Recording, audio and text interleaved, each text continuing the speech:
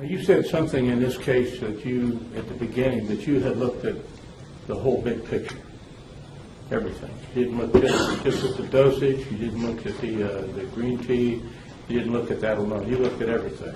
Correct. So when I do an analysis of literature for a case, or whether it's writing a paper or preparing to do a clinical trial, it's my responsibility to know as much data as possible so that I can properly inform individuals, whether it's getting approval from the internal review board to do a clinical trial, or writing that I'm putting my name out. I want to make sure that the data is properly represented and is consistent with what the scientific opinion is. So I evaluate as much information as possible to try to get a handle of what the state of the science is, and then make a recommendation based on what the science states. Based upon the dietary situation that we talked about, and the exercise situation that we discussed, and based upon the amounts of green tea that were purchased and taken, did you find in your analysis that besides the 725 and besides the other multivitamin that Mr. McCants was also taking other products that can contain green tea? Actually, Yes, I did. can you tell us about that? So one of the things I was interested in is what the supplement history, as noted in depositions, were. What supplements had he taken? Is there any other green tea or any other compound in these supplements? What was the history? So we had data back to 2009 in some of the depositions, and then I even saw, preparing for this, even additional information in 2013 that I didn't notice. And there were several products that had green tea in them that Mr. McCants had taken and purchased, presumably taken, throughout the years, dating back to 2011 or so. And specifically, the preceding months before the event, he purchased some things in November that had green tea in it. He also purchased a supplement that had theanine, which comes basically from green tea, which is even stated in the description. And then he had the green tea extract, and he also had the multivitamin. And he took a lot of other supplements on top of that, most trying to improve cardiovascular, reduce risk of cardiovascular disease, manage diabetes, those type of help manage blood pressure. Things are probably appropriate, but the question is what happens if you do all that together in a situation where you're also not eating a good diet and doing some other things. In other words, the big picture. The big picture, when you put it all together. Could you put up number 2, Dan?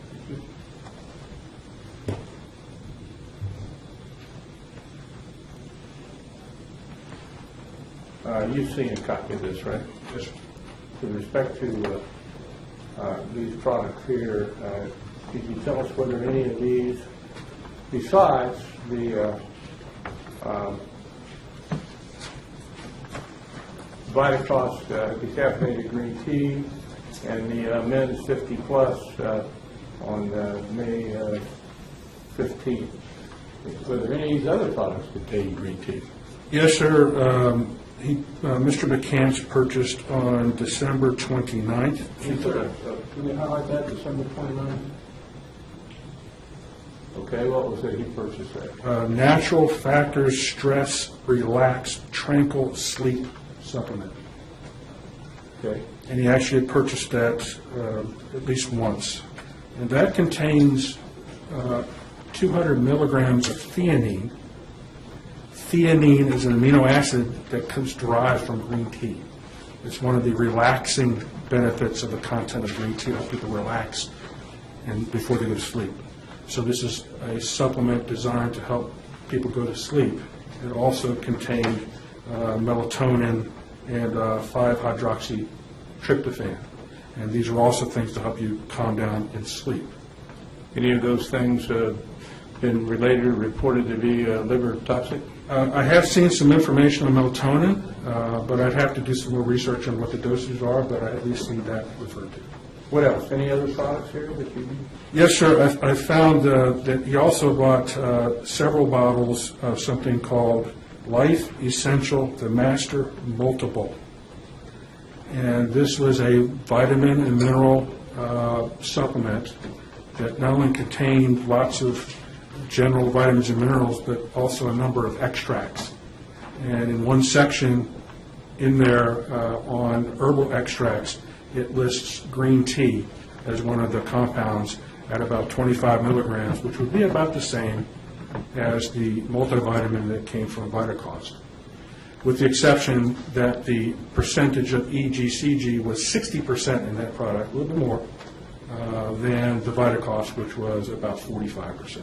So instead of 11 milligrams, it might have provided 15 milligrams per serving of the multivitamin. How many of these Pure Essence Labs bottles did he buy on this chart? I was able to see at least 2 for a total of 240 tablets. And this other one was in February of 28th, 2013. And unfortunately, I missed this going through my evaluation because I noted in my declaration that I didn't know what he was doing before March 2nd, when he bought the supplements from Vitacost. But now it fills in the picture. He had some multivitamins, he had some other things he was probably taking and started running out. That's why he probably purchased. You were aware of the Slimaluma that he bought from another seller, evitamins.com. Yes, I was quite interested in that, and the reason is there's 200 milligrams of green tea extract in that one supplement, and I think that was in 2011 or so when he purchased that, or maybe 2012. So the point of bringing those up is there were other products that contained green tea. I don't think green tea was a causative factor, but this was not something new or foreign to Mr. McCants that all of a sudden he took a supplement that contained green tea and never had done it before, or at least a history of him doing so without any apparent adverse effect.